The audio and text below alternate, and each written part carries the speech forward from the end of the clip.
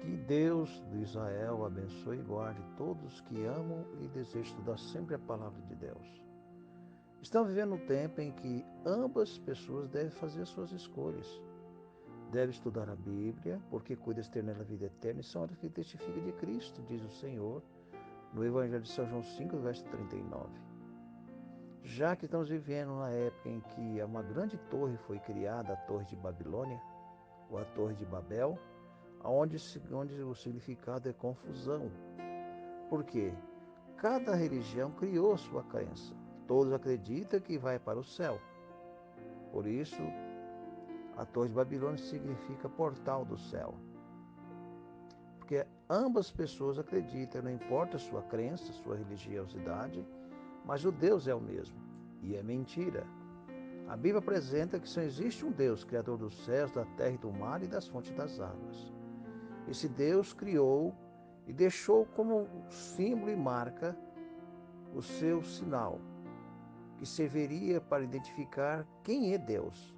Como está no livro de Ezequiel, capítulo 20, versículo 20 e versículo 12.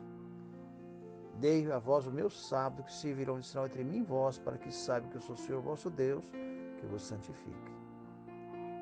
Então o sábado é um sinal, é um selo de separação. Mas o que tem ocorrido no meio religioso? O mundo do paganismo entrou dentro das religiões. Os homens adoram e servem deuses e não o Deus Criador, porque esta é a obra-prima de Satanás, enganar a humanidade. Por isso o tema de hoje, a Torre de Babel, significa confusão. No livro de Gênesis, capítulo 11, versículo 9, fala o que aconteceu. Quando Deus tirou seu povo da arca e começou novamente a povoar a terra, alguns criaram em seus corações rebeldia contra Deus. É incrível como rápido o coração das pessoas são corrompidos. Havia saído do dilúvio, havia sido salvo apenas 8 pessoas, mas agora os descendentes dessas pessoas começam a rebelar contra o Criador. A gente acha meio difícil de acreditar a que ponto chega a natureza humana, mas é uma verdade. Tão pouco tempo começaram já a rebelar-se contra Deus, porque Satanás sempre vai trabalhar no coração de cada pessoa. É a maneira que nós cedemos o lugar para ele. Na mesma família, pode ter um irmão que ama a Deus e um irmão que odeia a Deus, como existiu na família de Adão. Caim odiava a Deus, enquanto Abel amava a Deus. Então nós vemos esses fatores importantes para sermos analisados, para compreender melhor o que a Bíblia tem a nos ensinar. E no livro de Gênesis 11 diz assim, versículo 9, disse, por isso ficou conhecido como Babel. Portanto, ali o Senhor confundiu a língua de todo o mundo. Assim, desde Babilônia, o Senhor dispersou a humanidade sobre a face da terra. No comentário adventista, História da Redenção, diz assim, até aquele tempo os homens tinham falado uma única língua. Raios dos céus, como sinal da ira de Deus, quebrara a parte superior da torre, lançando por terra. Deus queria mostrar assim ao homem rebelde que ele era o Supremo. E desta maneira Deus destruiu aquela torre, a qual havia se unido à ideia dos homens, com seus orgulhos de ser igual a Deus. Esse mesmo processo criado no coração de Eva, criou também nos descendentes de Noé. Quando Satanás disse a Eva, olha, se comer deste fruto sereis iguaizinha a Deus, ela teve desejo de comer. Dessa maneira também criaram-se a ideia do idealizador de fazer a grande torre, que foi Nimrod. A sua intenção era ser idolatrado, ser um Deus, assim como Eva também em seu coração. Porque é claro, nós sabemos, quando nós queremos distanciar de Deus, nós tornamos em nós um Deus em nossa vida. Somos rebeldes, somos desobedientes, de coração duro e perverso. E diz aqui, assim diz a palavra, no vale de Sinear, decidiram construir uma torre que alcançasse o céu, para que se tornasse célebre e não se dispersassem. Frente a tamanha soberba, Deus decidiu lhe confundir a linguagem, para que não compreendesse uns aos outros, e dispersou pela superfície da terra. Quem foi o homem que construiu a torre de Babel? Nimrod idealizava a construção da torre de Babel. Gênesis deixa bem claro quem foi este homem. Era a vontade de Cristo que sua igreja fosse unida. Orou para que seus discípulos fossem um corpo. Ele e o Pai era um, porque isso daria poder a seu evangelho e levaria o mundo a crer nele.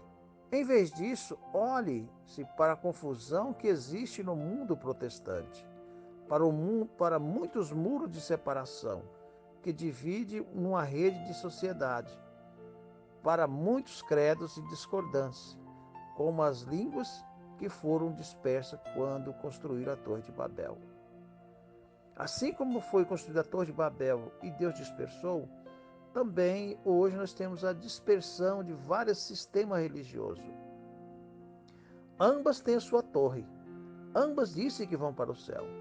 Se você é católico, você acredita que a torre que você tem vai te conduzir ao céu. Se você é protestante, você acredita que a torre que você criou, que é a porta do céu, a Torre de Babel, vai te levar ao céu. Se você é protestante, tem a mesma ideia. Se você é adventista, tem a mesma ideia. Se você é judeu, você tem a mesma ideia. Se você é espírita, você tem a mesma ideia. Ambas têm a sua torre. Ambas têm a sua ideologia, as suas ideias, para chegar ao céu. Mas é verdade? Claro que não. Só existe um caminho que conduz ao céu. E esse caminho chama o Senhor Jesus. Disse: eu sou o caminho, a verdade e a vida. E ninguém vem ao Pai a não ser por mim. Mas os homens têm criado as suas ideias, as suas religiosidades, criando as suas próprias torres. E por fim agora tem criado a grande torre de Babel, a torre babilônica, em que a Igreja Católica tem buscado a unificação de todo o sistema religioso. Não importa a sua crença, não importa se você é espírita, não importa se você é muçulmano, não importa se você é adventista, não importa se você é protestante, não importa se você é kardecista, não importa. Vamos nos unir, vamos formar uma só religião e vamos todos para o céu. É a crença criada, é a ideia adotada por todo o sistema religioso. E quem está diante deste sistema é a Igreja Mãe, a Igreja Católica Apostólica Romana, sobre a ideia do pontífice. É preciso entendermos essa questão. Você adora o que não sabe? Foi o que Cristo disse à mulher samaritana.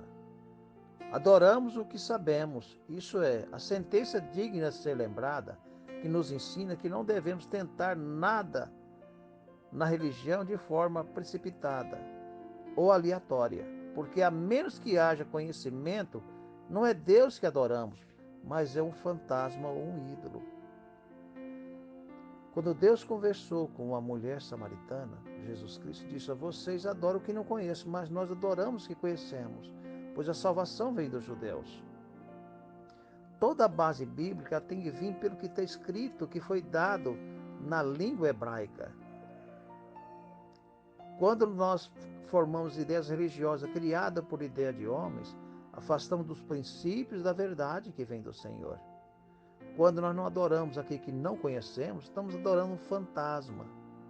Assim, milhares de pessoas têm adorado o fantasma das suas crenças. Quando você acredita que a sua torre conduz ao céu, e quando você não conhece quem é o Senhor Jesus Cristo, suas verdades, seus princípios, os seus ensinamentos, você adora aquilo que você não sabe. E se você adora o que não sabe, você está adorando algo errado. Porque o meu povo perece por falta de conhecimento, disse o Senhor Jesus Cristo. Porque o meu povo rejeita o conhecimento. Jesus disse: vocês erram, porque não conhecem as Escrituras nem o poder de Deus. São Mateus 22, verso 29. O Senhor Jesus Cristo disse: vocês examinam as Escrituras, que cuideis ter nela a vida eterna, e são elas que de mim testificam. São João 5:39. O grande erro da humanidade é de não conhecer a Bíblia Sagrada. Por isso, alguns dos descendentes de Noé logo começaram a apostatar-se. Uma parte seguiu o exemplo de Noé, obedeceu os mandamentos de Deus, e outros foram descrentes, rebeldes, nem mesmo tinham a mesma ideia quanto ao dilúvio. É terrível quando o ser humano se afasta do Senhor. Satanás começa a surgir na mente das pessoas dúvidas, ideias, da mesma maneira que ele trabalhou no céu. Ele levou os anjos, que eram santos seres, a descrerem em Deus. Da mesma maneira ele fez também com os descendentes de Noé. Uma classe acreditava e seguia os ensinos de Noé. Outra classe, os descendentes, seus netos, tataranetos e bisnetos, começaram a desviar-se dos princípios e nem mesmo já acreditava mais que havia tido um dilúvio. Nós vemos que, ao pouco a pouco, as nossas gerações ela vai se modificando. A geração de 30 anos atrás é a geração de hoje? Não. Tudo vem modificando. Nós vemos hoje entrando no meio religioso a ideologia de gênero. São coisas contrárias aos princípios de Deus, mas grande massa já de professos religiosos já estão abraçando essas crenças, afastando cada dia mais do Senhor. Por isso é importante nós entendermos o que a Bíblia tem a nos ensinar. Alguns descriam da existência de Deus. Em sua própria mente atribuiu o dilúvio causas naturais. Outros criam que Deus existiu e que fora ele quem destruíra a raça antediluviana pelo dilúvio. Seus sentimentos, como os de Caim, ergueram-se em rebelião contra Deus, porque ele destruiu a terra, e o povo amaldiçoou a terra pela terceira vez por um dilúvio. E desta maneira eles começaram a cada um a formar a ideia de criar uma torre, guiada pelo um dos mestres deles, chamado Nimrod. Aqueles que eram inimigos de Deus sentiam-se diariamente reprovados pela justa conduta piedosa e vida daqueles que amavam e obedeciam, exaltavam a Deus. Então começou-se uma separação. Aqueles que amavam a Deus davam testemunho do amor vivo de Deus, da sua compaixão e misericórdia. Os que odiavam a Deus decidiram então apartar-se daqueles que amavam a Deus.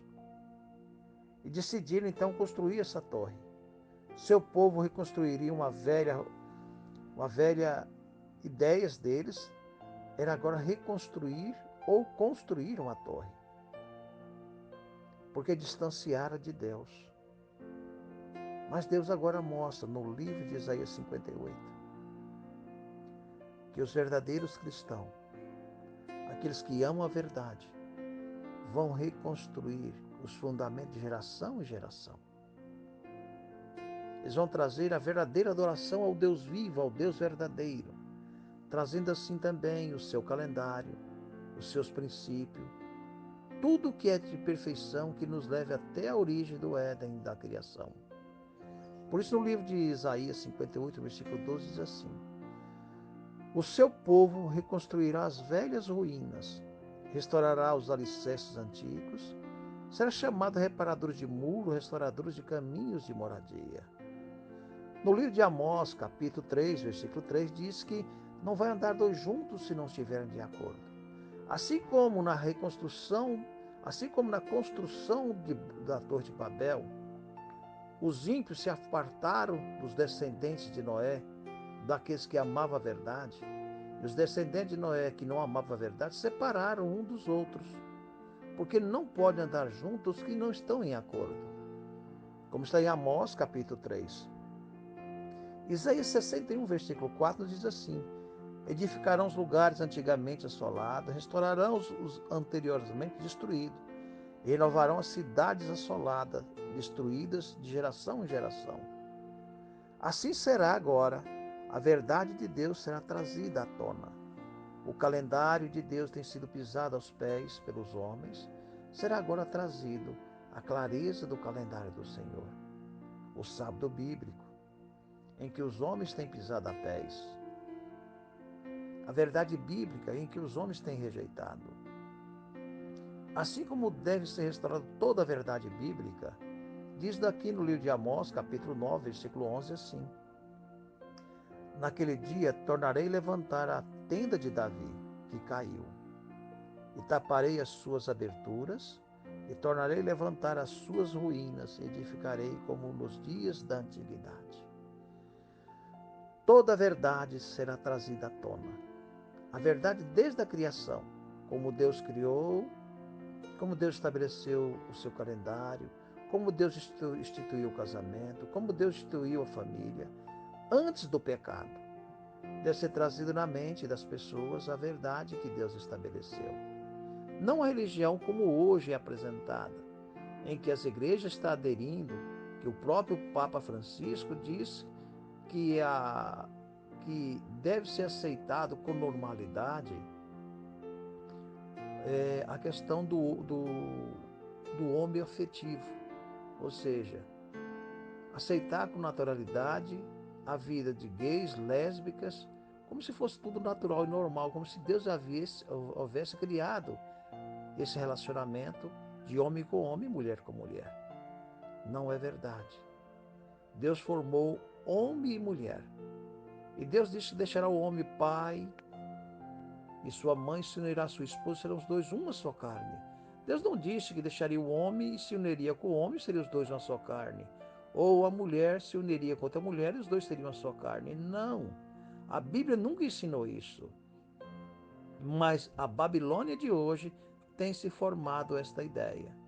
Não importa o que você pratica, o que você creia, você vai ser salvo vivendo a sua vida de pecado. É mentira.